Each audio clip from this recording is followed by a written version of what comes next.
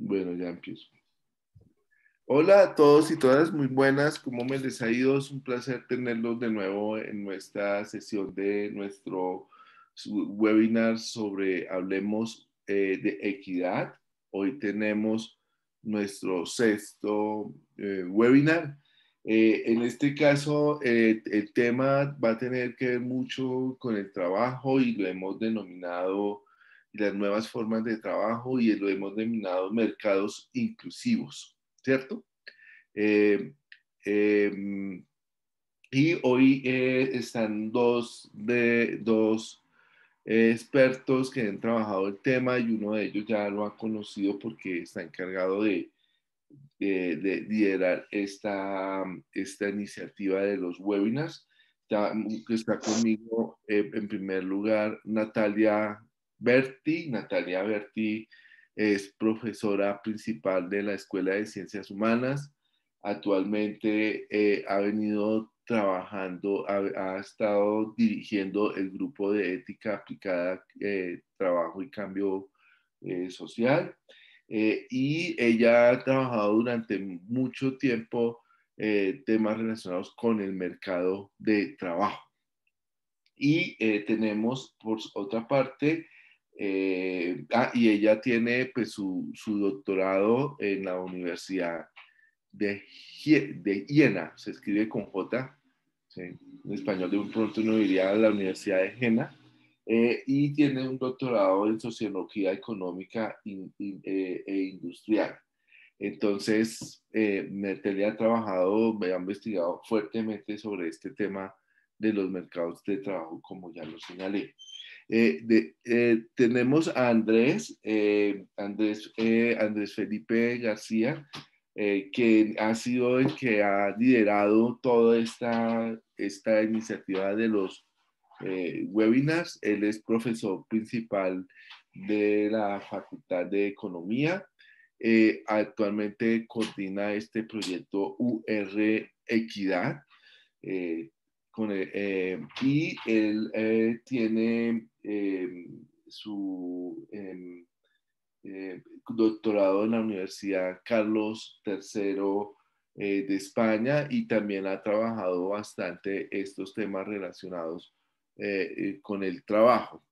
Para la sesión de hoy, como es usual, vamos a tener primero la intervención de nuestros dos panelistas y después vendrán las preguntas del público. Entonces, primero va a hablar Andrés Felipe. Yo le haré a él unas señitas cuando esté terminando el tiempo, y después seguirá Natalia, y les invitamos a todos a hacer las preguntas por el chat para irlas recogiendo.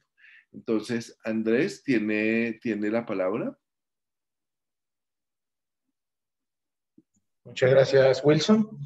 Y bueno, como lo mencionaba Wilson, pues hemos estado durante este semestre trabajando desde diferentes perspectivas de equidad, y esta vez pues quisimos hacer una sesión sobre el tema de mercados laborales que es un tema que no ha perdido actualidad, que en el último año y medio ha sido, digamos, mucho más permanente la dinámica que hemos observado en los mercados laborales por los cambios fuertes que ha habido, digamos, recién comenzó la pandemia, y por las preguntas que hay ahora en cuanto a la recuperación económica.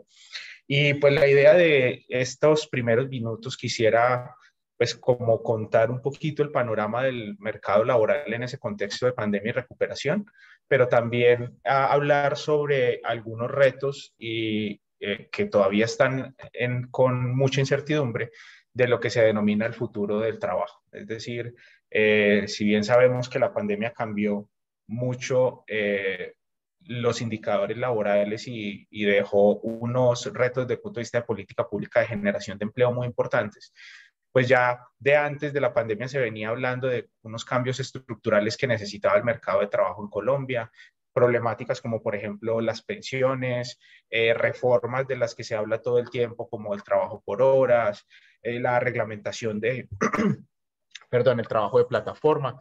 Entonces, estos son urgencias que tenía el mercado laboral de antes y que seguramente ahora se van a ver un poco más acelerados por toda la coyuntura que ha pasado. Entonces, realmente pues es una presentación más como de unos hechos concretos para dar una idea de la magnitud de lo que está ocurriendo hoy día en el mercado laboral. Entonces, cuando hablamos de la pandemia y la recuperación, pues hay unos problemas obvios en el mercado laboral. Y digo obvios no solo porque pues para cualquier persona es trivial que hoy día hay una problemática de desempleo muy importante. La pandemia duplicó la tasa de desempleo y aun cuando ha venido decreciendo, pues se mantiene en niveles bastante altos. Hay una problemática de informalidad que no es nueva tampoco, venía ya antes de la pandemia y aquí hablamos básicamente de que la mitad de los trabajadores en Colombia tienen o trabajan bajo ese estatus de informalidad. Eh, y es un fenómeno que ha sido totalmente persistente. Si miramos los últimos 25 años del mercado laboral en Colombia, vamos a ver que la tasa de informalidad pues sí se ha reducido, pero nunca ha bajado de un 50%, además mostrando unas diferencias muy importantes a nivel regional. Una ciudad como Bogotá, por ejemplo, puede estar en niveles un poco por debajo del 40%, mientras que hay ciudades como Cúcuta donde la tasa de informalidad es del 70%. Y esto también antes de la pandemia. Entonces, estos son problemas obvios y que todos podemos estar de acuerdo en que son los grandes problemas del mercado laboral en Colombia. Sin embargo, es importante mencionarlos porque hay matices a esos problemas. ¿Cuáles son las matices? Pues que cuando pensamos en el problema de desempleo, pues sí hay que generar oportunidades de empleo o informalidad, generar condiciones o incentivos para que haya tránsitos de la informalidad hacia la formalidad. Pero esos problemas no se solucionan de manera tan directa con ese tipo de políticas. ¿Por qué? Pues porque las causas de desempleo de los diferentes grupos poblacionales son diversas y las causas de la informalidad son igualmente diversas. De hecho, justamente sobre esta problemática de las causas de la informalidad es que dentro de la universidad y con un conjunto de socios externos, pues venimos trabajando en este proyecto que está acá y dejo la página por si lo quieren estudiar un poco sobre la problemática de informalidad, pero viéndolo más estudiando un poco más los habilitantes de la formalización y la inclusión desde el punto de vista tanto del mercado laboral como de las empresas y en diferentes contextos socioeconómicos. Entonces, pues, si bien los problemas son obvios, encierran una gran complejidad. Y esa complejidad está de nuevo porque hay grupos de población que se ven afectados de manera diferente. Entonces, cuando pensamos, por ejemplo, en el desempleo, pues el desempleo de los jóvenes tiene unos determinantes bien diferentes a cuando analizamos el desempleo de las mujeres, que particularmente durante la pandemia se vio un crecimiento muy grande de la inactividad y el desempleo, pero por causas, por ejemplo, asociadas a los temas de demanda por actividades de cuidado. Entonces, teníamos unos problemas estructurales ya bien conocidos, que no son obvios de entender por la diversidad que hay detrás de ellos, y la pandemia lo que ha hecho es profundizar parte de esas problemáticas. En el tema de las brechas de género, pues un aumento de las brechas en cuanto al desempleo y la participación laboral, que ya marcan más o menos un retroceso, según han salido muchas noticias en el último par de semanas sobre el mercado laboral, haciendo como un balance ya del 2021, un retroceso de más o menos 20 años en esos ítems.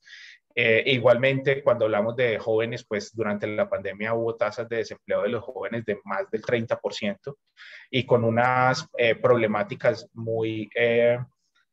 digamos, unas problemáticas grandes alrededor de ese fenómeno que se llaman los ninis o los jóvenes que ni estudian ni trabajan.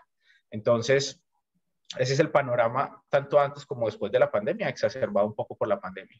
Ahora, por qué hablar de la pandemia es importante si bien los problemas antes y después son los mismos? Pues porque la magnitud del choque fue bastante grande. La tasa de desempleo en Colombia básicamente más que se duplicó, tanto en las 13 ciudades como en el total nacional, y pues hasta ese momento era una total incógnita cómo se iba a recuperar el mercado laboral.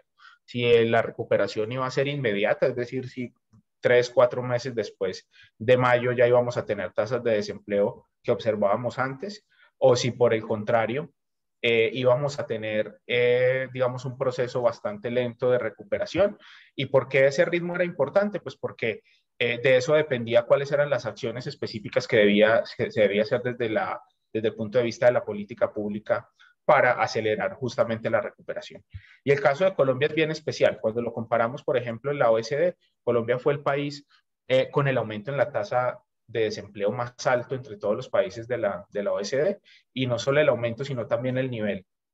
Fue el nivel más importante desde el punto de vista de tasa de desempleo. Entonces también el contexto internacional fue muy relevante.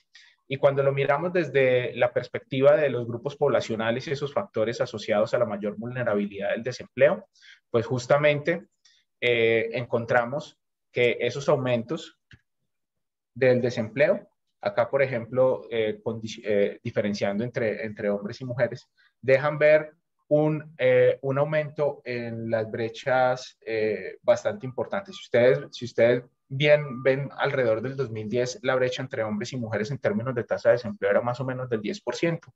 En la pandemia esa brecha aumentó en unos 3 puntos porcentuales.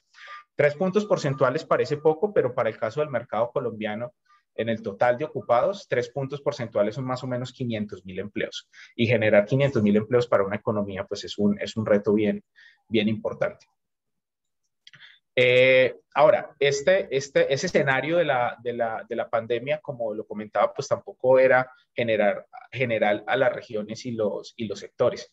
Si uno hace un análisis muy rápido sobre qué impactos tuvo la pandemia, acá, digamos, lo más importante son los colorcitos, solo para ubicar un poco qué ocurrió en las 13 principales ciudades. Acá están las 7 principales más el resto de las 13 ciudades, y a nivel sectorial, pues se ven diferencias bien importantes. Vimos que el sector agrícola no sufrió tanto, el sector servicios, que es un sector que depende más, digamos, tiene una mayor dependencia del no distanciamiento, porque muchas de las actividades pues requieren contacto con clientes, este tipo de cosas pues se vio mucho más afectado, pero lo que es claro es que ni a las ciudades les fue igual ni a los sectores les fue igual. Entonces esto también cuando lo leemos en Código de Recuperación Económica, pues las políticas no deben ser homogéneas ni a nivel regional ni a nivel sectorial, pensando en cómo hacer la recuperación. Y si el impacto fue diferente, pues también debemos esperar que el ritmo de recuperación vaya difiriendo según fuera el caso. Entonces es un poco el panorama de la pandemia. Ahora, ¿cómo va la recuperación? Pues hemos observado en los últimos meses unos cambios positivos en el mercado laboral. La tasa de desempleo, por ejemplo, en septiembre del 2019 era del 10%. El año pasado estaba casi 6 puntos porcentuales por encima, y pues este año ya se ubica en un nivel intermedio, incluso mucho más cercano a lo que había en septiembre. Entonces, desde el punto de vista de tasa de desempleo, digamos que hay unos signos positivos de recuperación que lo podemos ver también acá en una tendencia. Una tendencia pues que ha sido bastante irregular, y cuando habíamos analizado hasta este punto, donde les comentaba, la pregunta era qué tan rápido nos íbamos a recuperar, y mucha gente hablaba de la recuperación va a ser en forma de V, va a ser una recuperación rápida o en forma de W, pues aquí vemos que la recuperación es bastante lenta. En el caso de Colombia, por ejemplo, a finales de los 90 la tasa de desempleo superó el 20%, y para bajar a un dígito nos demoramos casi 16 años. En este caso, pues que estábamos en niveles del 24%, bajar 10 puntos porcentuales en un año y medio, pues es un nivel, es una recuperación importante, pero todavía pues se ve que esa recuperación de alguna manera se ha venido frenando. Ahora, ese indicador de recuperación, y acá pues quisiera hacer énfasis en este punto, pues si vemos la tasa de desempleo está solamente menos de 2 puntos por encima de lo que estaba antes. Y esto significa una recuperación de empleos o digamos, una pérdida de empleos con respecto antes de la pandemia de 500.000 empleos, que pues parece un número más pequeño que los casi 4 o los más de 4 millones que se perdieron en el momento de la pandemia. Pero entonces acá viene el reto adicional, y es, bueno, ¿cuáles son estos empleos que se han generado en los últimos 18 meses? ¿Son los mismos empleos que se perdieron previo a la pandemia?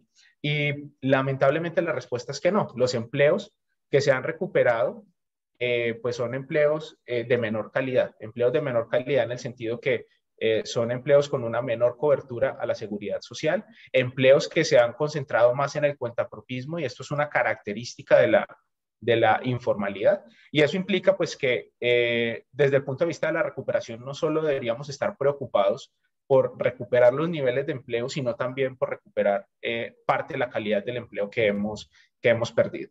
Un rasgo interesante que uno ve cuando analiza los datos en cuanto al lugar de trabajo y que puede marcar un poco cuáles son los cambios que vamos a ver hacia adelante en el mercado laboral es que parte de los trabajos, o hay una proporción más alta de trabajos que se están realizando en la vivienda, es decir, parece que el teletrabajo sí ha venido teniendo una incidencia mayor, aunque pues también se ha observado que eso es algo temporal y que ya la dinámica de la presencialidad se ha ido recuperando de alguna manera. Pero pues sí se presenta un rasgo y por lo menos en los análisis que se pueden realizar también a partir de la demanda laboral, pues que sí ha habido un cambio en las habilidades que se demandan. Entonces, esto un poquito en el contexto de la pandemia.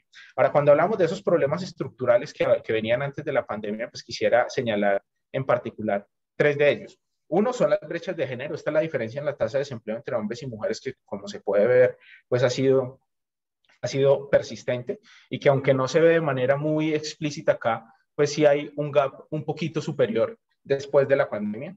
Acá estamos hablando que la tasa de desempleo de las mujeres es casi el doble que la tasa de desempleo de los hombres y que cuando la analizamos o hacemos lo que llaman el análisis interseccional de jóvenes y género, pues vemos unas diferencias muy importantes entre el uso del tiempo de hombres y mujeres. Lo que tenemos aquí a la derecha es en que usan el tiempo los hombres y las mujeres menores de 28 años y pues ustedes pueden ver en las barritas una distribución bien diferente. En el caso de las mujeres, eh, una proporción bastante grande, casi el 60% se dedican a oficios del hogar, mientras que en el caso de los hombres son desempleados cesantes. Entonces, incluso las brechas pues no están reflejadas solo en el mercado laboral, sino en las actividades y en el uso del tiempo previo al mercado laboral. Y esto pues requiere unas acciones específicas si de alguna manera pues se requieren cerrar estas brechas.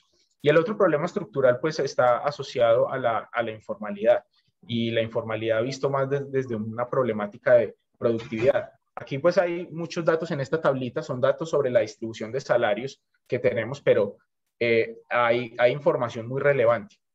Cuando nosotros analizamos los trabajadores asalariados e independientes, que es una segmentación rápida para ver el problema de informalidad, los asalariados más asociados a la formalidad y los independientes a la informalidad. Este dato que está acá es muy relevante. Más de la mitad de los independientes ganan menos de un salario mínimo. Hay muchas discusiones alrededor de la formalización con la reducción de los costos laborales. Hay mucha informalidad porque el salario mínimo es muy alto, hay mucha informalidad porque hay costos salariales muy altos y eso en parte puede ser cierto, pero pues en realidad lo que hay detrás de la problemática de informalidad es un problema de productividad. Pensar en una política asociada a cómo vamos a mover el salario mínimo para a generar formalización, cuando más de la mitad de los trabajadores independientes están por debajo del salario mínimo, no parece una cosa acertada. Entonces, nuestro mercado laboral está caracterizado por esa dualidad entre los formales y los informales en buena medida pues son trabajadores que tienen remuneraciones bastante bajas e incluso en un alto porcentaje por debajo del salario mínimo. ¿Qué nos espera entonces hacia adelante en el mercado de trabajo? Pues actualmente, digamos, unas políticas de emergencia asociada a subsidios, como por ejemplo el PAEF o el programa de empleo joven, que pues en términos de generar resultados de corto plazo, pues son acertados, pero pensándolo en el largo plazo, puede que no sean esfuerzos fiscales muy capitalizables, en el sentido que pues una empresa va a contratar en la medida que tenga el subsidio, pero el día que se acabe el subsidio probablemente ese trabajo se va a perder. Entonces, si bien en el contexto de generar empleo de corto plazo es importante, pues en el mediano plazo hay que pensar en otro tipo de estrategias. ¿Qué tipo de estrategias? Pues programas de capacitación e intermediación van a ser muy importantes para reducir el desempleo, pero también para prepararse hacia esto que se denomina trabajo del futuro, y trabajo del futuro pensando en trabajo remoto, pensando en telemigración y en otro tipo de fenómenos, pues que de esto Natalia nos va a hablar un poco más, pero creo que es importante irlo teniendo en la mira de que esas reformas o esas políticas que se están haciendo ahora deben responder a la pandemia, pero también a las transformaciones que hay en el mercado de trabajo. Y a puntos muy importantes que se discuten en la agenda nacional, como por ejemplo el tema de cotización por horas y plataformas. Y estos son temas que podemos decir pues están calientes en el día a día. En la última semana, o sea, ni siquiera la última, sí, la última semana, desde el viernes hasta ahora, han salido noticias muy importantes alrededor de estas problemáticas. El decreto de los subsidios al empleo juvenil, una noticia que me dejó, digamos, preocupado, que le deja a uno incógnitas muy importantes y que van hacia este segundo punto de la necesidad de hacer ejercicios de intermediación laboral.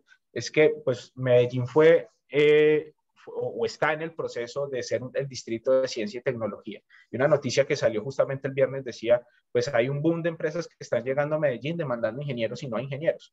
Entonces hay un problema de capacitación y no solamente personas buscando empleo que no consiguen trabajo, sino empresas que también necesitan un recurso particular que no están consiguiendo en el mercado. Entonces, no es solamente política laboral, sino política de educación pertinente en ese sentido. Y desde el punto de vista de la telemigración, pues ya, y del teletrabajo, pues hay una serie de lineamientos ya incluso que organizaciones internacionales están teniendo en cuenta como recomendaciones, pues que llaman también la atención y abren la puerta a que desde el punto de vista de regulación se comience a pensar en ese tipo de problemas.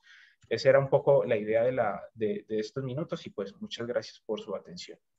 Andrés, muchísimas gracias. Me cumplió muy bien el tiempo, eran 20 minutos, perfecto.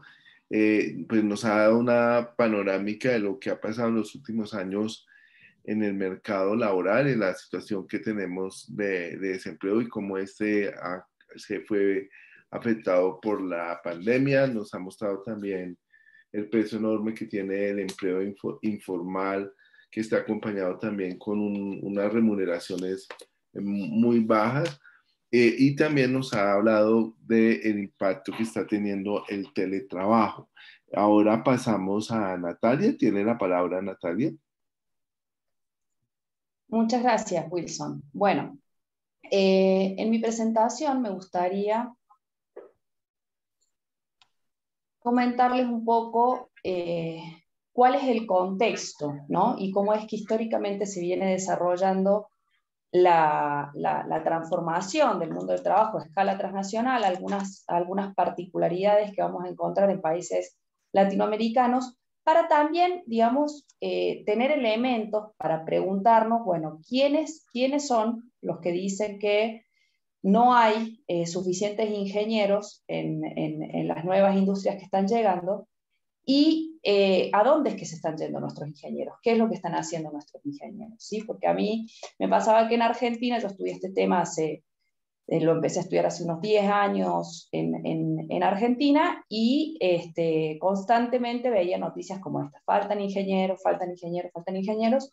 Pero yo decía, no veo que tengamos una enorme migración de ingenieros chilenos, peruanos, uruguayos, brasileros, frente a esta enorme demanda de ingenieros que parece tener la economía argentina. Entonces, ¿qué características tienen estos trabajos que se están ofreciendo a los ingenieros y por qué nuestros ingenieros están prefiriendo quizás conectarse como trabajadores freelance de manera independiente a las plataformas de crowdsourcing, ¿no? Entonces, bueno, para poder empezar a pensar todo esto, me gustaría que revisemos un poco a qué nos referimos con reestructuración productiva e inclusión laboral, cuáles son las particularidades en América Latina, particularmente pensando en las nuevas y viejas formas de vulnerabilidad que tenemos en nuestros mercados de trabajo. Vamos a revisar algunas características de estos trabajos de plataforma, porque son mucho más diversos de los que uno pensaría en un primer momento. Y para cerrar, me gustaría marcarles algunos aspectos de las tesis, de la fuente de poder de los trabajadores, para que pensemos cómo esto se traduciría en estos nuevos tipos de trabajo, ¿sí? ¿Cuáles son las posibilidades que tienen los trabajadores y las trabajadoras en el trabajo de plataformas, que es uno de los que se plantea como una alternativa a esta crisis laboral que estamos viviendo, ¿sí? ¿Cuáles son las herramientas que tienen para mejorar sus condiciones de trabajo? Entonces, bueno, acá me remonto bastante en el tiempo, pero para que entendamos que esto es un proceso que no es nuevo, ¿sí?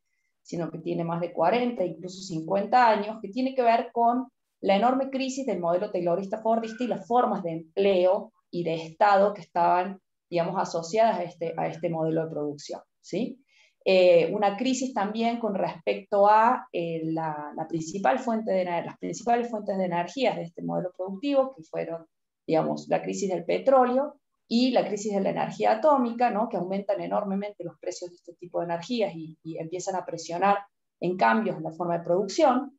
Todo esto, digamos, empieza a abrir una serie de posibilidades en los cambios de la organización del trabajo, con la introducción de métodos flexibles, cambios en la logística para reducir inventarios y reducir los costos que implica tener esos materiales guardados hasta que se utilicen.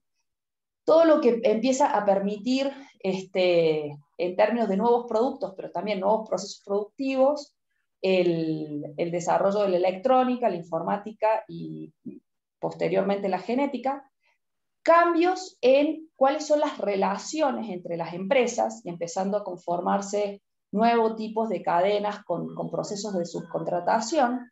Esto también, digamos, no solamente una externalización de las actividades que producía una empresa hacia otras empresas, sino también una reubicación de esas actividades, sobre todo en territorios con menores exigencias en términos de condiciones laborales, y hablando de la crisis energética, con menores exigencias en términos de regulaciones ambientales.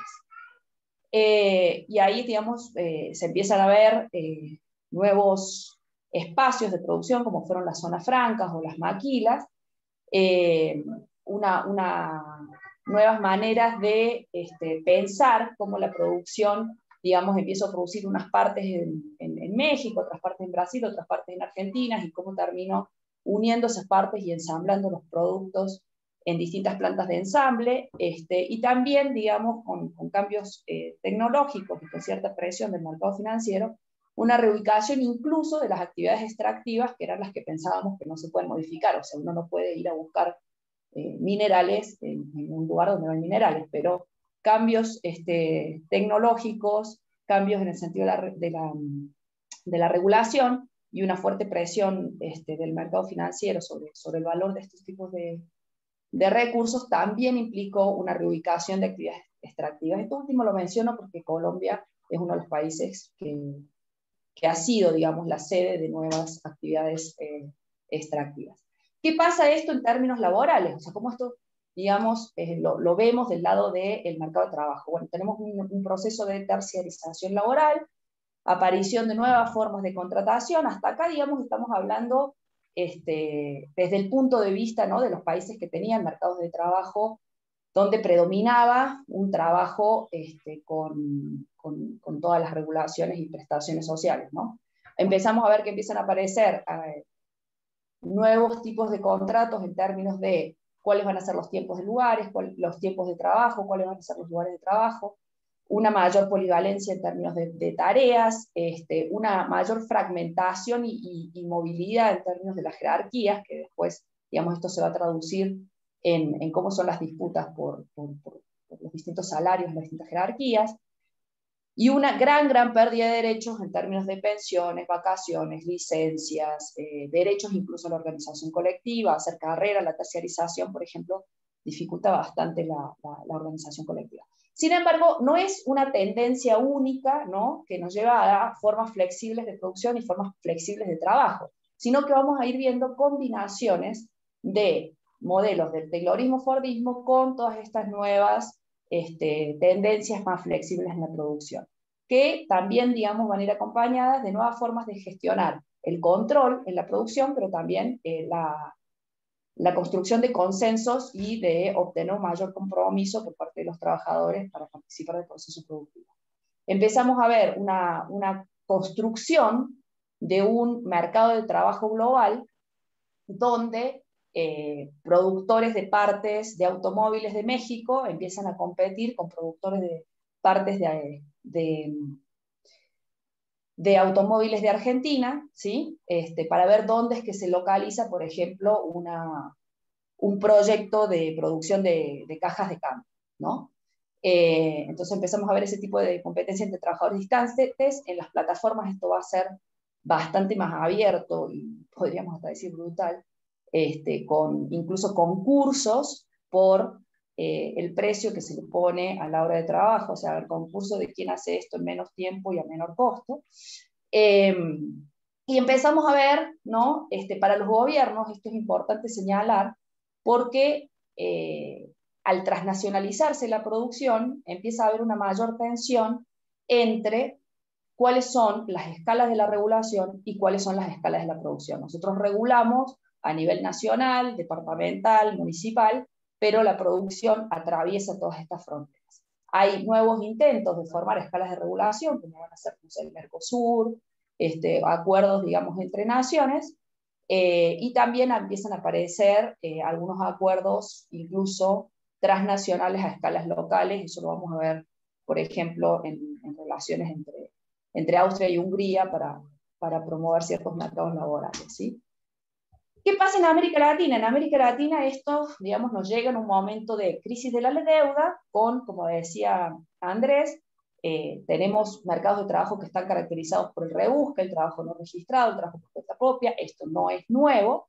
Lo que pasa es que va a empezar a entrelazarse con estas transformaciones en las formas de producción, que vamos a ver que en los sectores que estaban más protegidos empiezan a aparecer formas de flexibilización y precarización, e incluso ciertos entrelazamientos con las viejas vulnerabilidades, ¿no? Acá, por ejemplo, me gustaría comentar, nosotros hicimos un trabajo sobre trayectorias laborales en el sector automotriz en Córdoba, en Argentina, y veíamos que era muy común el pasaje de ser un operario automotriz a trabajar en un taller por cuenta propia en los momentos de crisis y volver a trabajar en la planta con todas las condiciones y seguridades, bueno, digamos, son de los trabajos más seguros que puedes tener en Argentina, y volver a salir con la siguiente crisis, ¿no? Una crisis cada 5 años, entonces una fluctuación. No es muy segmentado en este caso el mercado de trabajo entre ser registrado y no ser registrado. Si hay una ida y vuelta entre un trabajo y otro, incluso una coexistencia, porque para prepararse para el momento de crisis mantienen los trabajos no registrados para estar listos y tener un colchón en caso de que los despidan, ¿no? Entonces, para que tengan una idea de cómo se combinan estas nuevas y viejas vulnerabilidades. Y empiezan a aparecer también nuevos trabajos en las redes globales de valor, que esto me gustaría señalarlo sobre todo porque cuando pensamos en qué es el trabajo inclusivo, nosotros tenemos un mínimo de condiciones objetivas que definen qué es lo que entendemos por trabajo decente. Sin embargo, ¿sí? Según el contexto desde el cual estamos trabajando, vamos a ver que hay distintos aspectos subjetivos que nos llevan a pensar qué es la inclusión laboral. Esto, digamos, sin desestimar la importancia de los aspectos objetivos, pero sí tenemos que entender por qué grandes masas de trabajadores entran a trabajar a las maquilas mexicanas, a las mega explotaciones mineras colombianas, a las grandes empresas de tecnología china, o el trabajo por plataformas de cualquier lugar, cuando sabemos que todos estos tipos de trabajos, digamos, frente a lo que se denomina trabajo decente, tienen todavía varias deudas pendientes, ¿no? Sin embargo, hay mucha gente que voluntariamente se vincula a estos nuevos tipos de trabajo.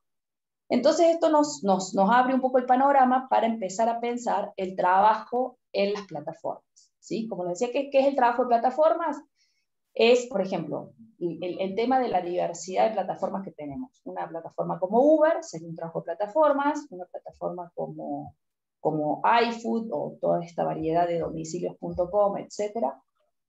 Pero también el trabajo por plataformas es una plataforma como freelancers.com o como Amazon Track, que son, digamos, plataformas de distribución de trabajo de programación de software, de transcripción de textos, de transcripción de entrevistas, de transcripción de diagnósticos médicos, de análisis de imágenes digitales, ¿sí?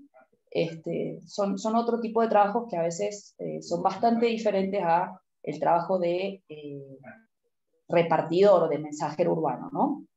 Entonces, una primera manera de diferenciar el trabajo de plataformas tiene que ver con si el trabajo depende de la ubicación o no depende de la ubicación. Como nos decía Andrés previamente, si el trabajo depende de la cercanía, la proximidad y el contacto, que es algo que se vio fuertemente afectado en la pandemia, o si es un trabajo que se puede realizar desde cualquier lugar del mundo, ¿no? Otro tipo de características que tenemos que tener en cuenta si se trata de microtareas o de macrotareas. Microtareas serían tareas que se pueden desarrollar en pocas horas, incluso en pocos minutos, y varias personas al mismo tiempo, y son tareas relativamente sencillas. En programación, digamos, hay ciertas tareas del proceso de testeo que son más sencillas. Y otra cosa son las macro tareas, que son tareas que requieren una cierta planificación y cierta continuidad de la persona que está desarrollando esa tarea. También es diferente cómo los trabajadores se vinculan a estas plataformas. Si lo están haciendo como un trabajo de tiempo completo, o como un trabajo de medio tiempo, o incluso como un trabajo de rebusque, a ver lo que salga. ¿Sí? Yo tengo ciertos ingresos asegurados por un lado, no son suficientes, o tengo proyectos que no me alcanzan a cubrir con esos ingresos que tengo, entonces me anoto en distintas plataformas a ver qué otras cosas me salen. Pero ahí, digamos, va a ser bien diferente no solamente el tiempo que yo dispongo para la plataforma, sino cuánto representa el trabajo de la plataforma para el ingreso de mi hogar, ¿sí? Entonces, ¿cuál es mi grado de dependencia frente a ese trabajo de plataforma? Cambian las plataformas en términos de cómo es su forma de control del trabajo. Cambian las plataformas si estamos hablando de el crowdsourcing o el trabajo freelance full time. Digamos, acá cuando yo hacía las entrevistas a programadores de software, ellos mismos se distinguían y marcaban una jerarquía, ¿no? Entre quienes tenían incluso un trabajo más de tipo permanente con un solo cliente que se había conseguido, no necesariamente por este tipo de plataformas, pero por eso, por ejemplo, por grupos de programadores de software libre, por la comunidad de software libre, que conseguían ahí por su reputación ciertos trabajos con mayor estabilidad, para un cliente que nunca conocían, no tenían un contrato laboral, la relación laboral se podía cortar en cualquier momento, pero el pago era muy bueno, sobre todo considerando la diferencia del tipo de cambio, tenía cierta continuidad, era un trabajo que para ellos era interesante en términos de su contenido, e incluso podían llegar a tener la posibilidad de trabajar en grupos y dirigir esos grupos, ¿no? Por más de que estuvieran dispersos y que no se reunieran mucho. Y otra cosa eran los que se vinculaban, digamos, de manera más intermitente a tareas mucho más sencillas, ¿sí?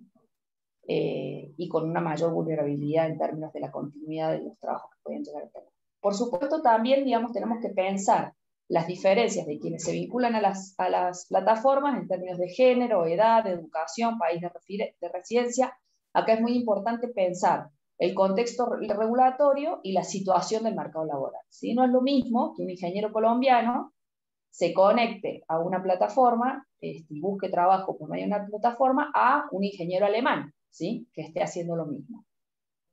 ¿Qué es lo que motiva a unos o a otros a hacerlo? Es bastante diferente. No es lo mismo hablar de un mercado de trabajo con un 30% de desempleo joven que hablar de un mercado de trabajo con unos niveles de desempleo jóvenes menores, o sobre todo más que niveles de desempleo menores, con más seguridades mientras dura ese tiempo de desempleo, ¿no? Acá Andrés me va a pelear con el tema de la segmentación del mercado de trabajo, pero yo lo voy a seguir peleando.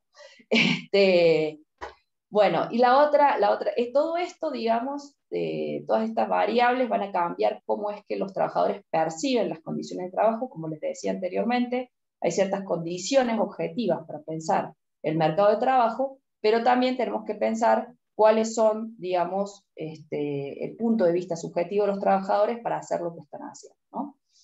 Y, digamos, hay otro tema que va a cambiar mucho en un sistema u otro, es cuál es la reputación de estos trabajadores, cómo funciona el tema de la reputación que van construyendo los trabajadores de las plataformas y cómo manejan sus redes sociales. Con redes sociales no me estoy refiriendo a Facebook, Twitter y Instagram, sino que me estoy refiriendo a todas sus conexiones personales profesionales que pueden llegar a tener.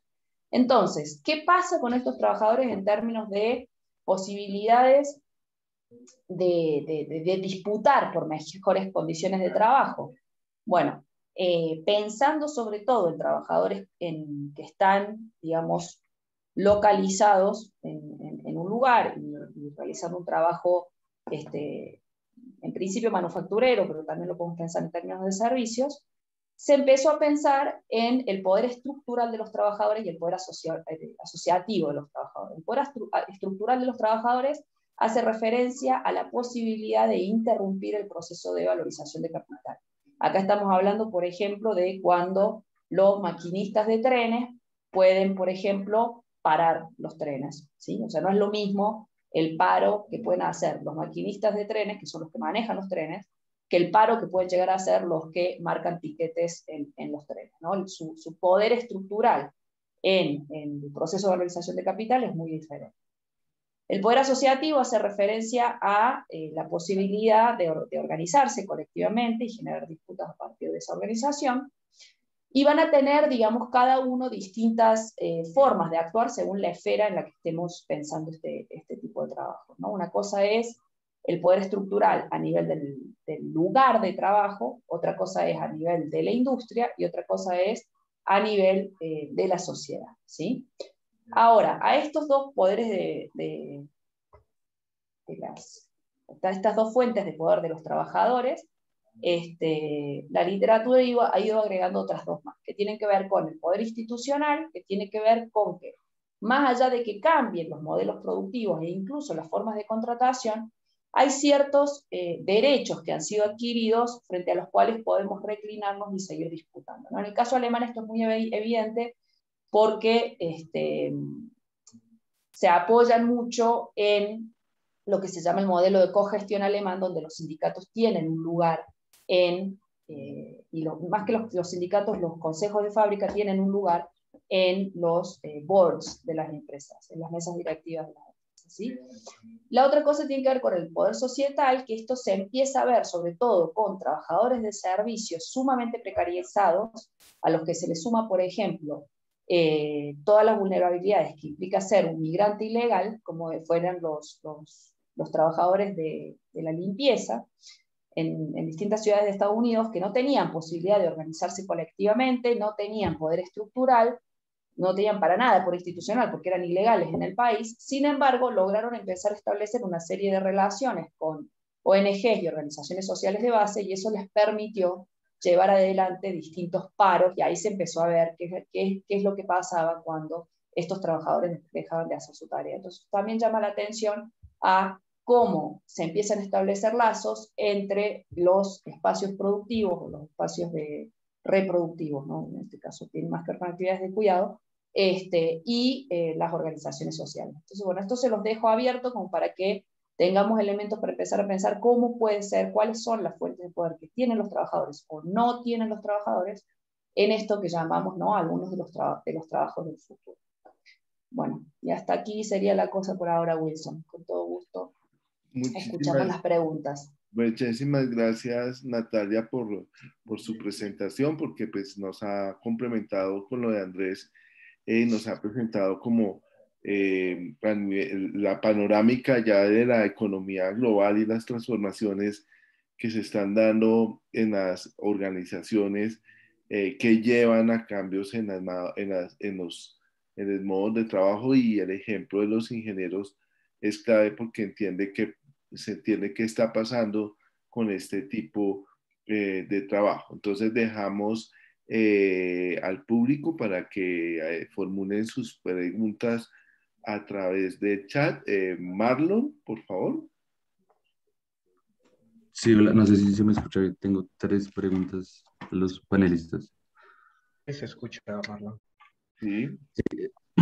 La primera es como tal, entendiendo un poco el debate público que está ocurriendo ahorita en el contexto de las elecciones en el país, y es un poco el tema de la flexibilización del mercado laboral como medida para poder solucionar los problemas que presentó en su exposición Andrés.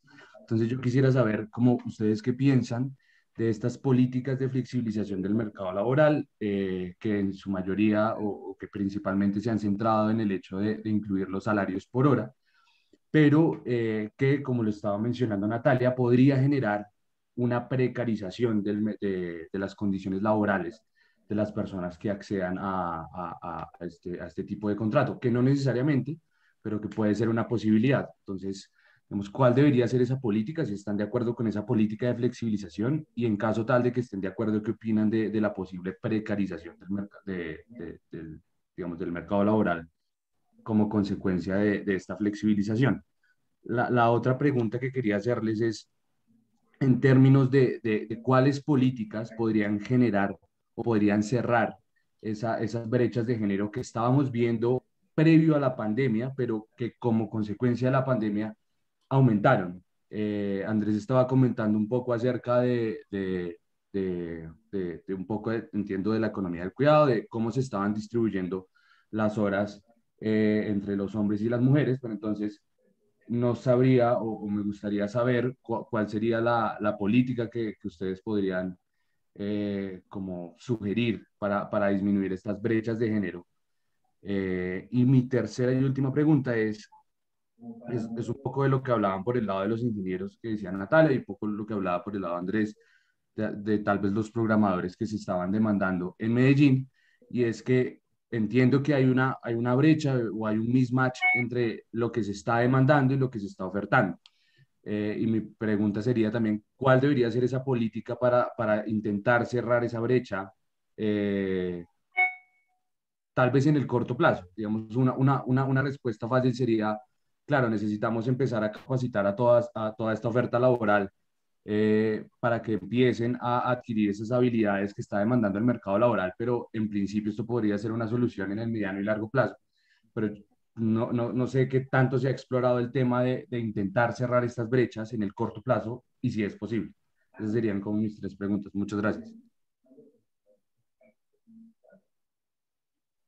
Si quiere, ¿quién de los dos quiere empezar? Me gustaría que empiece Andrés, que seguramente tiene como más datos concretos colombianos, porque la respuesta mía va a ser un poco más abstracta. Ok, está bien, gracias Natalia. Gracias Marlon por las preguntas. Las tres bastante al orden del día de lo que se está discutiendo sobre el tema de flexibilización laboral, y esto pues hay pros y contras a estas políticas, pero pues yo creo que lo primero es que no podemos huirle a la discusión, y creo que cuando presentamos argumentos sobre el tema de precarización hay muchas razones por las cuales esto puede ocurrir, y hay razones también por las cuales cambios en el mercado laboral han tendido a precarizar el empleo. Entonces, hay razones de peso para pensar que esto podría pasar.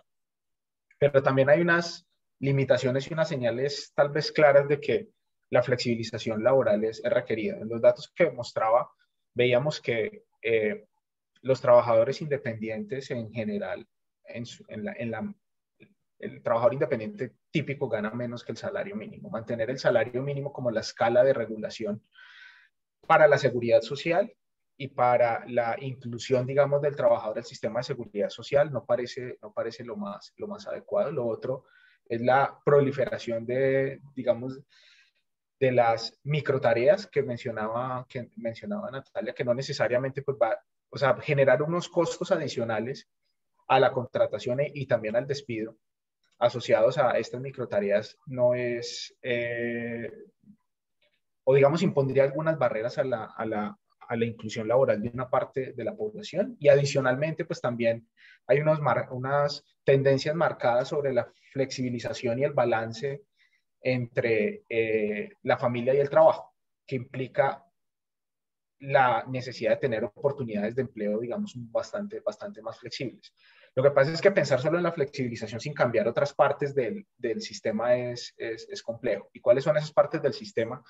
Pues en parte utilizar como numerario el salario mínimo como parte de esa relación con el sistema de seguridad social, e incluso repensarse el sistema de seguridad social, un sistema de seguridad social donde el régimen contributivo es la mitad del empleo y la afiliación a pensiones es solamente el 25% de los trabajadores, pues con la coexistencia de la informalidad no parece viable en el largo plazo. Entonces, pensar la flexibilización, pero repensando también el tema de la flexibilización laboral. Y el otro tema clave es que en términos de inspección, y esto hay pocos datos y es digamos, hablando más desde la información un poco fragmentada que se tiene al respecto. Colombia no es un país que tenga un nivel de inspección y monitoreo de inspectores de mercado de trabajo grande. Entonces, claramente cuando esto ocurre, pues comillas, disfrazar parte de los contratos, de contratos que deberían ser parte de las macro tareas de una empresa, como micro tareas en una contratación por hora, pues puede pasar, pero si tuviésemos un sistema de monitoreo mucho más fuerte, pues esto también podría evitarse. Entonces, en términos de esas políticas, pues hay que generar flexibilización de incentivos, pero complementarlo también con un poquito de garrote, por así decirlo, en términos de monitoreo, donde yo creo que también hay muchas falencias, parecido a lo que pasa con las discusiones sobre el tema fiscal. Seguimos aumentando las tasas de impuesto, pero coexiste con un montón de evasión. Entonces, pues hay que generar incentivos sin aumentar las tasas y mejorar también el monitoreo en ese sentido. Algo parecido pasa en términos del mercado de trabajo. Sobre las políticas de género que mencionabas, esto va muy encaminado al tema de la flexibilización y creo que en esto ha habido un avance muy importante en cuanto a la discusión de la política de cuidado y los sistemas de cuidado, y no solamente en Colombia, sino en la región. Parte de digamos, de la baja participación en la pandemia, pues ese es el dato clave, se debe en buena medida a la incompatibilidad entre diferentes responsabilidades que por temas culturales es una responsabilidad que recae sobre las mujeres, pero entonces ahí también, y relacionado con la flexibilización, políticas de flexibilización laboral y mejores políticas en programas de cuidado, pues deberían de alguna manera cerrar las brechas, por lo menos en cuanto a participación laboral. De hecho, parte de lo que se discute en la agenda global sobre el futuro del trabajo es que el trabajo a través de plataformas digitales como esta telemigración de profesionales en un país ofreciendo servicios, digamos, a las cadenas de valor globales, a partir del teletrabajo, pues puede ser una medida para reducir las brechas, no solamente de género, que digamos ya están muy visibilizadas, sino que hay otras brechas importantes. Los discapacitados, las personas con discapacidad, en condición de discapacidad, perdón, y también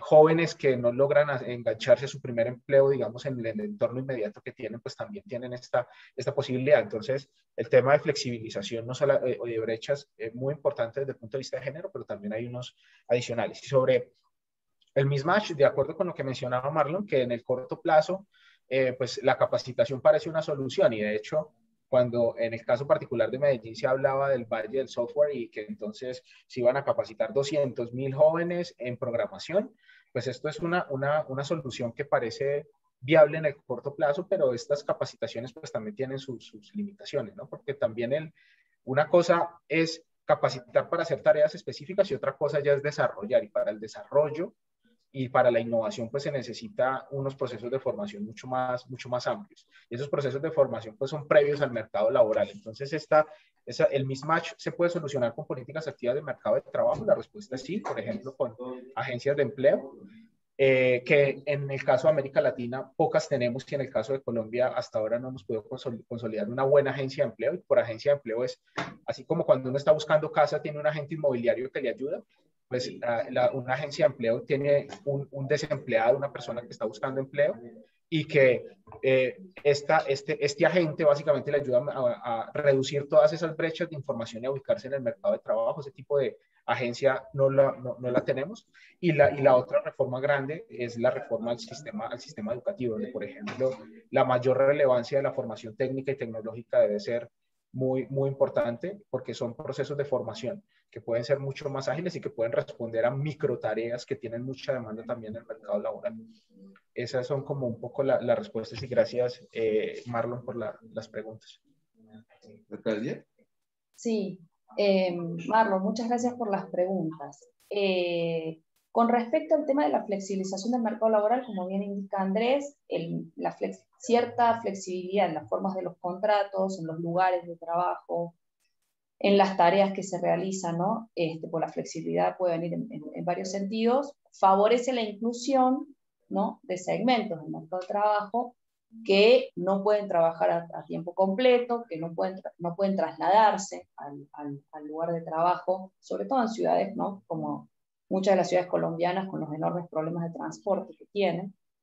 Para que se hagan una idea, en unas visitas de campo que estuvimos haciendo en el Restrepo, lo que nos decían es que les cuesta mucho mantener una planta de trabajadores estable, porque después de trabajar 2 meses y de chuparse horas en un trancón, los trabajadores les decían, mira, la verdad es que prefiero trabajar en un puestito exprimiendo naranjas a 3 cuadras de mi casa, que estar 2 horas viniendo acá trabajando 8 a 12 horas, porque la verdad es que en las fábricas de zapatos no se trabajan 8 horas, y después tener que devolverme otras 2 horas a mi casa. La verdad es que no puedo sostener eso, así que aunque cobro menos y estoy en una situación mucho más precaria y vulnerable, es algo que no puedo hacer, ¿sí?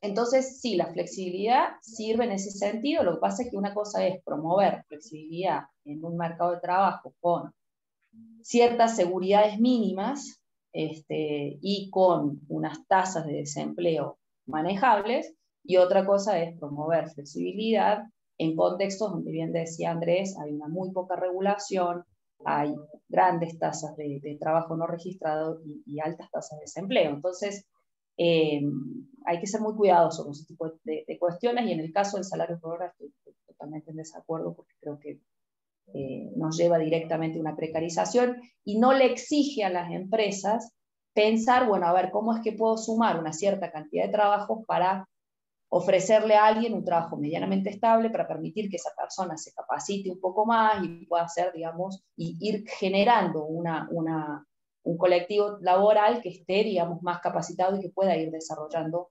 actividades más complejas? Porque el problema es ese, ¿no? El tema de la microtarea y el deslindarse constantemente de la empresa en la que trabajas, de la tarea que haces, impide mejorar la productividad en muchos sentidos, ¿no? Y esto, digamos, se cruza mucho con la brecha de género que decías recién. Entonces yo creo que lo que tenemos que pensar es, digamos, cómo es que nosotros justificamos digamos, cuáles son las posibilidades que tenemos de reestructurar nuestra economía, y cómo es que nosotros justificamos la distribución de la riqueza que tiene el país, ¿no? Entonces, hoy por hoy la justificamos por medio del salario y del trabajo. Sin embargo, tenemos una economía que se desarrolla sobre todo en sectores que no generan muchos empleos, ¿no? O sea, sectores extractivos.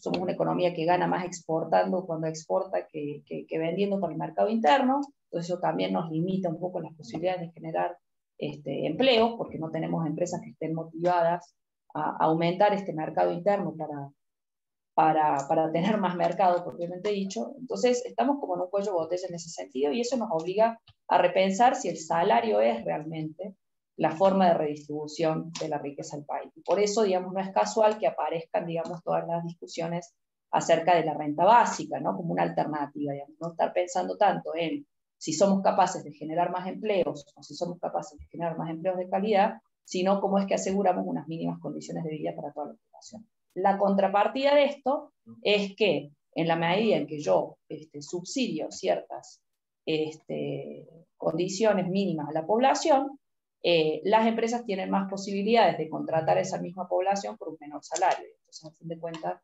estamos ahí de nuevo en una tensión. Eso te puedo decir en términos generales de qué es lo que pienso sobre ambos aspectos.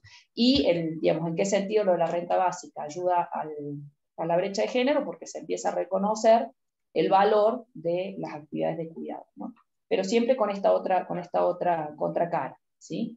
Que si yo sé que la persona que trabaja para mí tiene ciertas cuestiones aseguradas mínimas, por muy poquito puedo llegar a convencerlo de que tenga ahí un pequeño diferencial.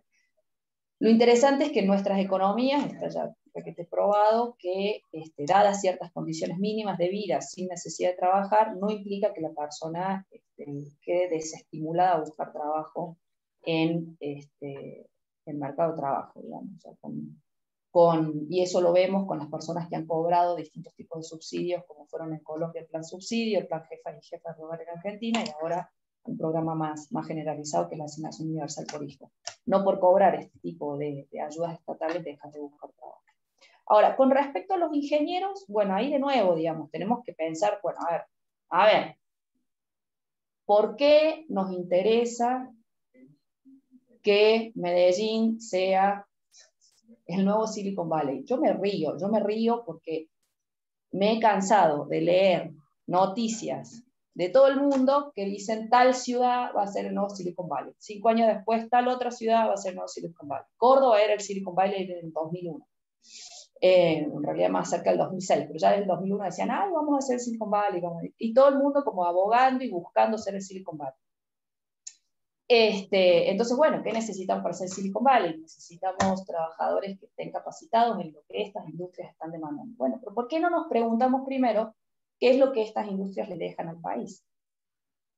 Y yo acá lo que les puedo decir con respecto a lo que pasa en Argentina es que se subsidiaron enormes cantidades de cursos. Tengo una lista de por lo menos 15 proyectos, programas diferentes a nivel nacional de subsidiar carreras terciarias, cursos cortos, cursos de 3 meses, cursos de 6 meses, carreras universitarias, carreras de posgrado, de todo, con trabajo dentro de la empresa, sin trabajo dentro de la empresa, con esto, con lo otro. O sea, pero una cantidad de dinero enorme en capacitar, porque no teníamos suficientes ingenieros, y después resulta que esos ingenieros prefieren, en muchos sentidos, no siempre, pero conectarse por banda ancha y no trabajar para estas empresas que se localizaron en el país, por las condiciones que ofrecen estas empresas. Y el problema es que ser el Silicon Valley hoy, el Silicon Medellín, el Medellín Valley, o como sea que lo quieran llamar,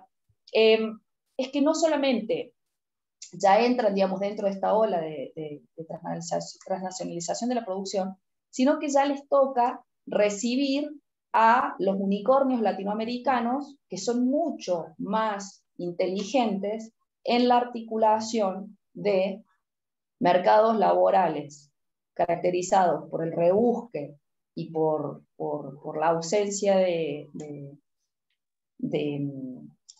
todo lo que tiene que ver el sistema de seguridad social con estos sistemas de producción de software, programación ya sea ágil o estructurada o lo que fuera, ¿sí? Los unicornios latinoamericanos son bastante más agresivos en sus políticas con el mercado de trabajo, ¿sí? De hecho, de las primeras empresas que se localizan en Colombia, una va a ser Globant, que lamento decirles que se las exportamos desde Argentina. ¿Y qué es lo que nos pasa en Argentina? Enchufamos un montón de dinero en este sector creyendo en una especie de efecto derrame de innovación y competitividad hacia el resto de la economía. Y cuando entramos a revisar quiénes son los principales clientes de estas empresas, bueno, hay una enorme cantidad de trabajo de servicios IT offshore, que básicamente estamos generando, como decía Andrés, una migración por banda ancha, ¿sí? Que sí nos trae divisas al país, eso no lo voy a negar, pero no mucho más que eso. Tenemos otros grupos que están ofreciendo servicios para el sector financiero y después muchos servicios que se ofrecen dentro del mismo sector del software y los servicios informáticos. Conexión con la industria manufacturera, conexión con el agro, conexión con la industria aeronáutica, con la industria espacial, con la industria de la electromedicina, es prácticamente nula. Digamos, son muy pocos. De hecho, con una colega argentina lo que hacemos es eso, perseguir los pequeños casos en los que hay algún tipo de conexión entre estos sectores que han sido fuertemente promovidos y otros sectores de la economía argentina que no son competitivos a escala internacional y que requieren, digamos, actualizarse tecnológicamente en muchos sentidos y necesitan de ese tipo de conexiones. Entonces, mi propuesta, que se la he escrito varias veces a los distintos secretarios de Industria y ministros de Industria argentinos, que no me prestan mucha atención, es dejar de demandar a la oferta, digamos, dejar de subsidiar a la oferta de las empresas de servicios informáticos y de software y empezar a subsidiar la demanda, es decir, empezar a financiar a todo este pimerío, como le decimos en Argentina, a todas estas pequeñas y medianas empresas que requieren actualizarse tecnológicamente, darles a ellos la plata para que jalonen y pidan y puedan contratar estos ingenieros que no pueden contratar porque hoy por hoy el mercado de trabajo de los ingenieros en Argentina se rige en dólares, porque digamos, ellos se conectan freelance a cualquier lugar o trabajan para estas empresas transnacionales y tienen unos salarios que ninguna pequeña y mediana empresa argentina puede pagar, ¿no? Más allá de que a una pequeña y mediana empresa le cuesta demasiado pagar por innovación, ¿no? Entonces, mi propuesta tiene más que ver con eso, o sea, con pensar a dónde queremos llevar esto, cómo queremos que esto termine generando más empleos, no solamente para el sector del software y los servicios informáticos, sino para todo el mundo, y cómo hacemos para generar una economía más integrada. Y ahí, digamos, siguiendo el sueño de generar empleos de buena calidad y eso, ¿no? El viejo sueño taylorista, fordista, pero en parte tiene que ver con eso, lo que yo pienso. Es más importante financiar sectores de la economía que no son competitivos a escala internacional. Bueno, muchas gracias, Natalia. Aquí viene una pregunta para que alguno de ustedes la responda, y es si conocen iniciativas de formación o educación acerca de las condiciones laborales que estén dirigidas a personas que trabajan freelance o colaboradores en el caso de las economías de plataforma. La persona que pregunta dice que él piensa que en temas de seguridad social, contratación, que ayuden a promover trabajos más inclusivos que no suelen discutirse en ambientes educativos. ¿Qué opinan al respecto? Hay una respuesta corta. La Escuela Nacional Sindical tiene varios cursos en ese sentido. Y si no los tienen, podemos crearlos, no habría ningún problema. Andrés. Sí, no, de mi parte, más allá de lo que menciona Natalia, no conozco programas de formación específicos en esa línea de condiciones laborales. Yo aquí agrego a esta pregunta, complementándola, y sigo con la siguiente, es, digamos, tenemos el caso de la educación técnica, tecnológica, y pues también de, digamos, de la educación que se ofrecen en las universidades. Y pues en Colombia hay toda pues una discusión sobre el reconocimiento de esta educación terciaria que no pasa por las universidades, y la pregunta es, ¿qué posibilidades tienen esas personas que se capacitan, por ejemplo, en el SENA o en otras, en estas nuevas dinámicas del mercado laboral? Y una pregunta que aparece aquí, una nueva pregunta en el chat, aquí es, en el contexto del COVID, ¿qué ha sucedido con los migrantes venezolanos en el mercado laboral nacional? Si se ha visto que se han dado desplazamientos de los nativos, de los nacionales, por estos migrantes o no. ¿Qué ha pasado allí? Les dejo esas preguntas. Andrés. Bueno, podría comenzar un poco con una respuesta que hace parte de uno de los proyectos que estamos apoyando desde UR Equidad sobre inclusión de trabajadores migrantes, procesos de asimilación, y de hecho el objetivo final, pero que está apenas en proceso, tiene que ver también con los impactos del COVID. Yo creo, lo primero para decir es que es un tema que se ha estudiado muchísimo, muchos artículos al respecto sobre los impactos propiamente de la migración, y se ha encontrado que ha habido impactos en general pequeños sobre el mercado de trabajo, leves aumentos de informalidad, leves aumentos de desempleo. ¿Qué pasó durante el COVID? Y esto es algo, como les digo, muy emborrador todavía, resultado preliminar.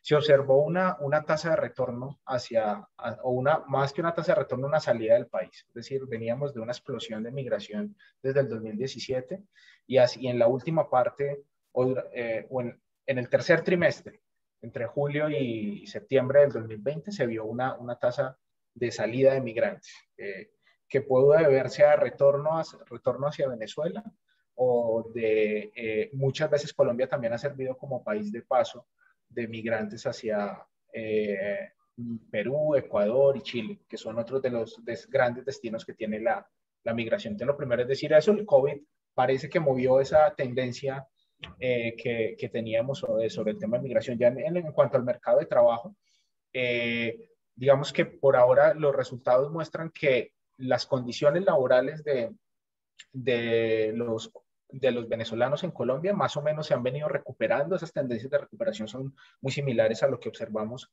para los colombianos, pero es clave que es otro de los grupos vulnerables en el mercado laboral. Al inicio les hablaba pues, de la problemática de los jóvenes y de las brechas de género, pero en el caso de los venezolanos, de los migrantes venezolanos, cuando revisamos la información, pues también tienen una alta incidencia de la informalidad. Cerca del 90% de los ocupados venezolanos son informales, bajos salarios hasta 30% por debajo de los salarios que tienen los colombianos. Entonces, claramente, durante los periodos de confinamiento, pues digamos que sufrieron un choque mucho más alto. Y en un ejercicio también sencillo que realizamos sobre los resultados de pobreza en Bogotá, en los cuales analizábamos qué había pasado con hogares venezolanos respecto a hogares colombianos, se veía una mayor tasa de incidencia de la pobreza con los datos a 2020. Entonces, esto pues digamos a grandes rasgos y todavía siendo un trabajo que está muy en avance y que pues esperamos compartir cuando lo hayamos completado. Yo te podría responder de una manera más etnográfica, sobre todo con lo que uno ve con el trabajo de rebusque. Digamos, si te pones a pensar los recorridos que haces por la ciudad y quiénes son las personas que venden en distintos puestos informales o limpian vidrios en distintos puntos o incluso reciclan de residuos, hay un desplazamiento, digamos, de trabajadores. Incluso, por ejemplo, a mí me pasó en la Plaza Bolívar de verlo con los señores que tenían las llamas para sacar fotos con los turistas. Hoy por hoy hay un par de jóvenes, que la verdad no sé si son venezolanos o colombianos, pero había un par de personas mayores que eran las que tenían las llamas para sacar la fotito con los turistas, y hoy por hoy esas personas se tuvieron que trasladar hacia Monserrate y la Plaza Bolívar, un espacio un poco más rentable y más accesible, bueno, en fin, está ocupado por jóvenes. O sea, lo que también ves ahí es que en estos momentos de crisis, donde quienes tienen trabajos que requieren un poquito más de capacitación, pueden ocupar rápidamente el lugar de las personas que tenían un poquito menos de capacitación, porque tienen una estrategia de marketing, digámosle, un poquito más aceitada que quienes están desarrollando su trabajo tradicionalmente y los desplazan fácilmente. Con esto me refiero que el movimiento no es exclusivamente de venezolanos o colombianos, digamos, de que venezolanos ocupan espacios que antes ocupaban colombianos, sino que en general quienes tienen ciertas capacidades, ciertos niveles de formación un poquito mayores, pueden rápidamente ocupar esos espacios y desplazar a quienes tienen un poquito menos de capacitación. Y dentro de las olas migratorias venezolanas, vinieron personas con mayores niveles de capacitación que estaban dispuestas a realizar una serie de trabajos que quizás un colombiano con ese tipo de capacitación no lo iba a realizar. Con lo de la crisis de empleo del COVID, yo sí he visto también reemplazo de colombianos por colombianos. Y te das cuenta por eso, o sea, la forma de vestirse, la forma de hablar, la forma de moverse en el espacio, la forma de vincularse con los clientes, cambia en todos estos sectores. Eso es lo que te puedo responder con respecto a ese tema. Y te invito a que prestes atención y también lo vayas analizando etnográficamente. Con respecto a lo que consultaban antes de los cursos, este año en el primer semestre, de hecho, con la Asociación Colombiana de Estudios del Trabajo y la Escuela Nacional Sindical, precisamente dimos un curso de Sociología del Trabajo para no sociólogos, ¿no? Entonces esos son algunos tipos de cursos que podemos desarrollar en ese sentido, más específicos para algún segmento o algún sector. Tengo una última pregunta para cerrar. Disculpe, es que esta es desde hace tiempo. Pues en el gobierno nacional, pero también en distintas gremios, universidades, se habla mucho de promover, hacer emprendimientos, ¿sí? Pero también hay muestras, hay estudios que se han hecho sobre el grado de éxito, de fracaso de estas iniciativas y pues el fracaso es bastante. Entonces, si vemos esto como una estrategia para generar mayor empleo, si es una estrategia efectiva, si es una estrategia apropiada, o bajo qué condiciones podría ser una buena estrategia.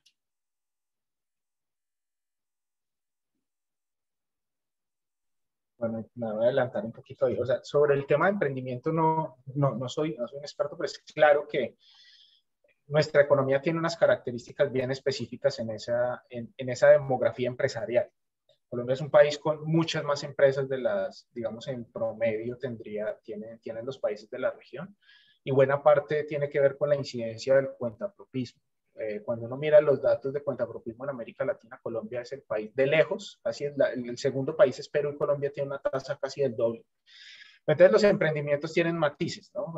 Hay unos emprendimientos que podríamos llamar emprendimientos de subsistencia, o sea, que son la opción que hay para generar ingresos y que están y que hacen parte de ese grupo, de ese grupo informal, de los trabajadores informales. Pues claramente, digamos, ahí hay lo que conlleva a generar ese tipo de emprendimientos son, las causas son diferentes a emprendimientos que buscan crecer y generar empleo. Entonces el emprendimiento creo que sí puede ser una opción, sacando este componente, digamos, que hace parte digamos, de un conjunto de trabajadores excluidos y que ven en ese emprendimiento de subsistencia su posibilidad de generación de oportunidades de empleo.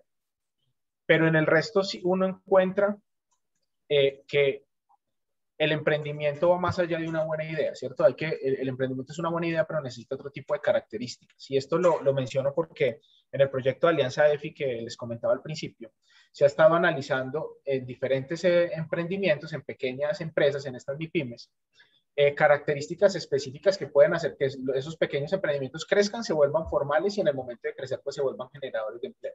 Y encontramos que hay unas deficiencias importantes en temas como, por ejemplo, las capacidades gerenciales, entender cuáles son las fortalezas o beneficios que genera, por ejemplo, la inclusión financiera.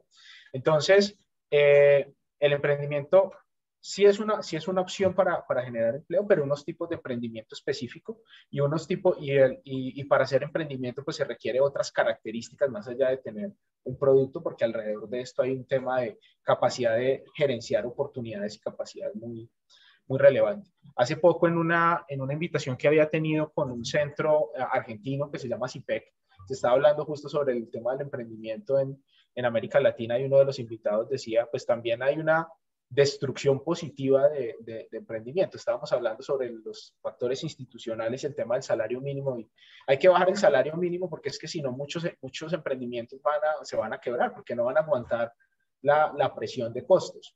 Y una visión que tenía él es, bueno, y pues puede que haya emprendimientos que no van a ser exitosos por más que sean subsidiados por mucho tiempo, y probablemente esas cargas fiscales se pueden utilizar en otro tipo de cosas. Entonces, ahí también hay como una discusión bien importante, pues porque en Colombia esos emprendimientos que no van a ser exitosos son opciones de subsistencia para muchos hogares, como lo mencionaba al inicio. Entonces, esas políticas de emprendimiento también deben pensarse, digamos, en función de eso. ¿Cuáles son esa demografía de los emprendedores y en generar condiciones para que los emprendimientos que realmente sean exitosos, pues pasen esa barrera y se vuelvan negocios informales y generadores de empleo? Bueno, Natalie. Bueno, muchas gracias. No sé, con esto de los emprendimientos se me viene a la cabeza un proyecto que estuvimos tratando de presentar en Conciencias el año pasado, para una mejora de la calidad, una reducción de los intermediarios en los productores de queso paipa del páramo, de la zona de Paipa y Sotaquirá.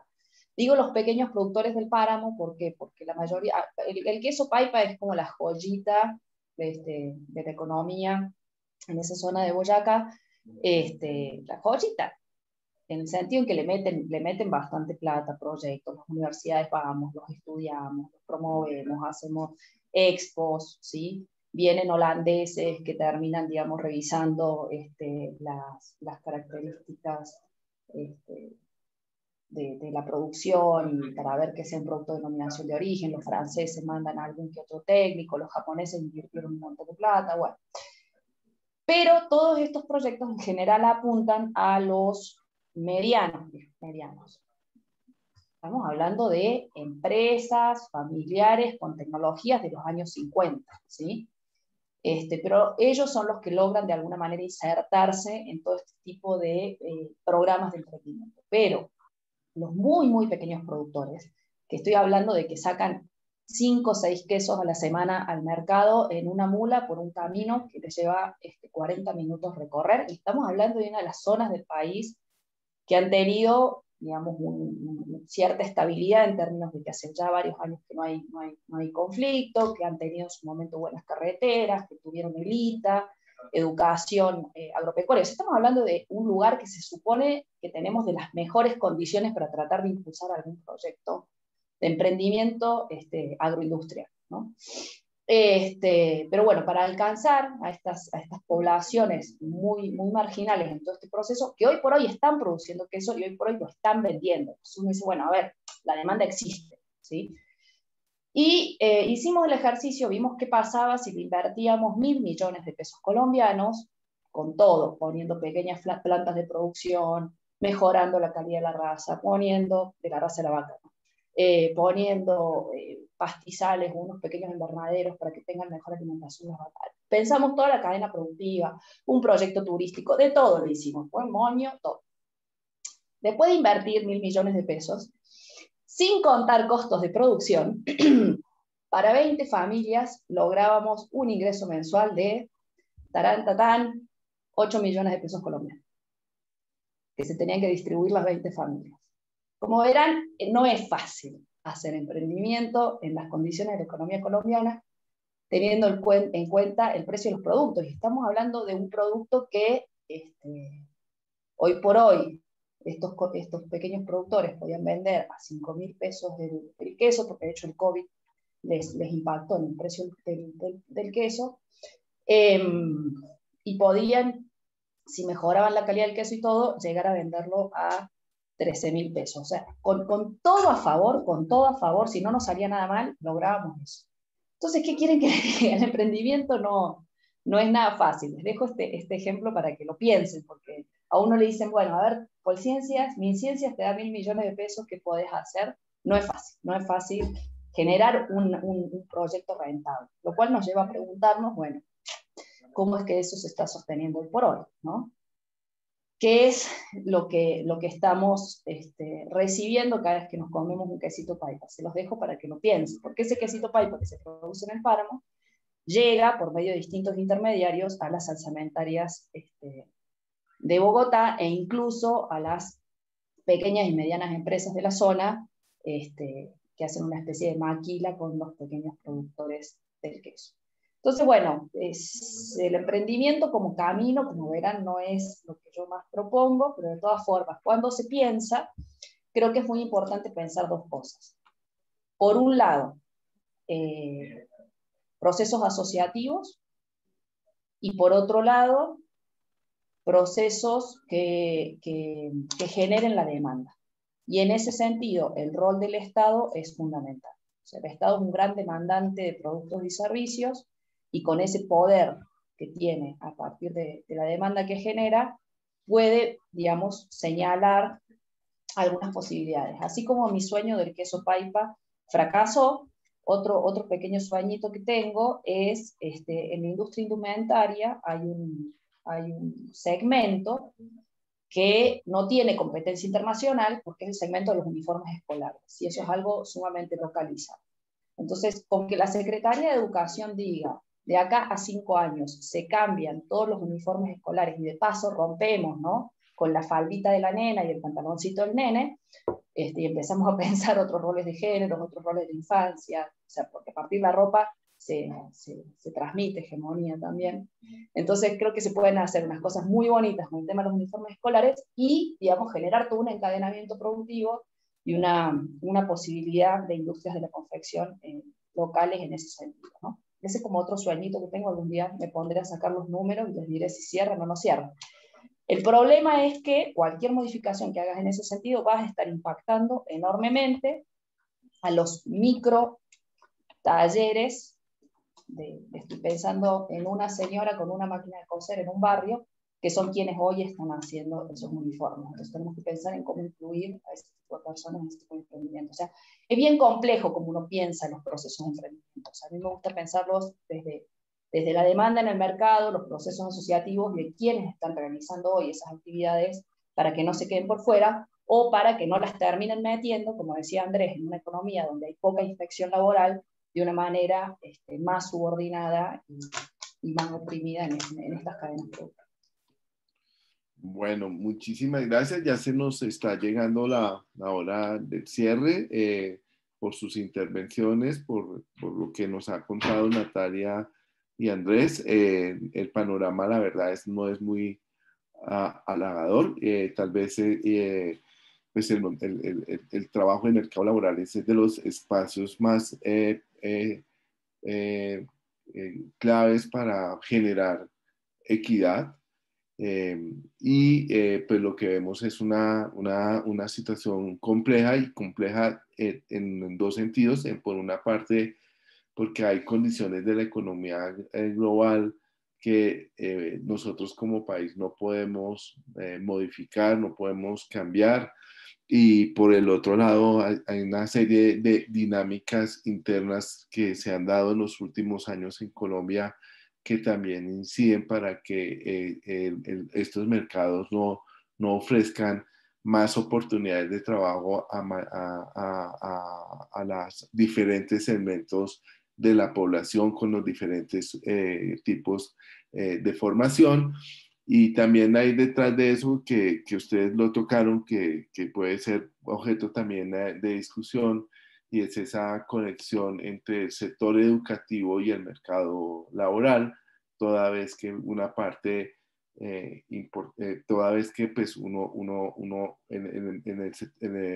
la educación pues saca personas con determinadas competencias, determinadas capacidades, y uno esperaría un mercado de trabajo que las pueda absorber. Y esa no es una relación tan mecánica como que la educación produzca lo que el trabajo necesita, porque muchas veces lo que puede ocurrir es que eso puede generar menos, digamos, la educación no puede estar solamente al servicio de lo que ofrezca el sector, de lo que necesita el sector productivo, porque la educación tiene más propósitos que eso, pero al mismo tiempo la educación también requiere entender qué es lo que necesita este sector productivo para que quienes salgan de las instituciones educativas puedan tener buenas oportunidades de trabajo. Eso es algo necesario para estudiar con más cuidado en el futuro. A todos ustedes, muchísimas gracias por este espacio, por venir, y nos queda ya el último webinar que sería este jueves 18 de noviembre, en el cual ya trabajaremos uno de nuestros últimos temas que tiene que ver con lo que se ha llamado la justicia global. Muchísimas gracias a todos y a todas por acompañarnos en este espacio. Muchas gracias, buen día, hasta luego. Muchas gracias, hasta luego.